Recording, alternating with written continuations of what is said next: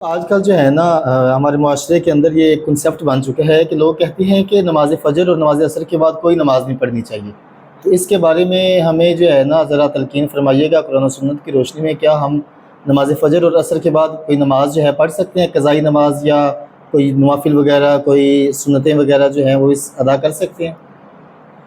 دیکھیے فجر اور عصر اس کے بعد نا نفل نماز پڑھنا منع ہے. جی صحیح. فجر کی تو اذان سے لے کر طلوع آفتاب کے 20 منٹ گزرنے تک نفل نماز ہم نہیں پڑھ سکتے.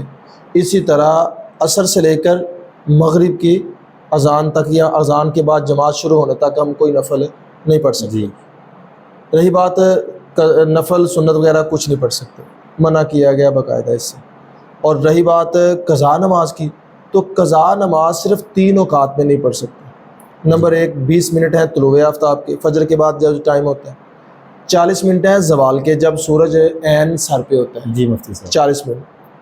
اور 20 منٹ ہے مغرب کی اذان سے پہلے, اذان سے شروع کرے اور پیچھے 20 منٹ جو ہے نا یہ غروب کے کہلاتے ہیں. جی. طلوع آفتاب, زوال آفتاب اور غروب آفتاب.